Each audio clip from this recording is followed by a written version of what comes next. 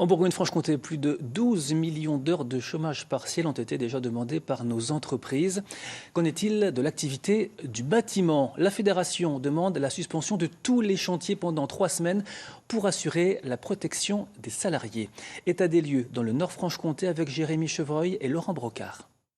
Ils sont parmi les seuls à encore travailler. Dans le BTP, beaucoup d'entreprises ont stoppé leur chantier. La toiture de ce pavillon en construction, elle, se poursuit. Là, on a pris la décision de continuer parce que, économiquement parlant, que ce soit pour l'entreprise, un confinement, on sait très bien que ça ne durera pas 1 semaine ou 2 semaines. Le confinement, il risque de durer 2 mois. Et payer 13 salariés 2 mois, le reste à la maison, c'est un coût de 50 000 € par mois. Et c'est très compliqué.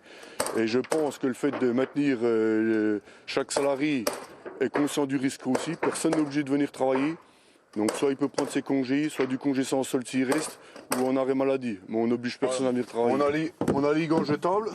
Chaque personne comme ça vient prendre ses gants jetables. Ils ont terminé, ils les jettent. Ce chef d'entreprise met à la disposition de ses salariés tout le nécessaire pour éviter la propagation du virus. Chacun a ses propres outils. Sur le toit, Maxime estime qu'il n'est pas plus en danger qu'ailleurs. On doit travailler, on travaille. Après, ça ne nous dérange pas plus que ça. Quand vous dites on n'a pas de choix, c'est une histoire de revenus? Bah ça, et puis il faut bien que l'entreprise elle tourne aussi, quoi. À un moment donné, on fait de notre mieux autant pour notre société que pour nous, pour tout le monde, quoi. À la tête d'une entreprise de terrassement, ce patron a lui décidé de mettre ses 5 salariés au chômage technique. Il ne peut se fournir en masque et préfère réserver ces derniers aux soignants. On a déjà du mal de trouver du personnel qualifié actuellement.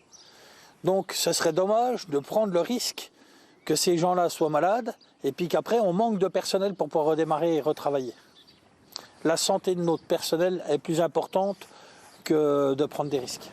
En Bourgogne-Franche-Comté, près de 50 000 salariés travaillent dans le BTP.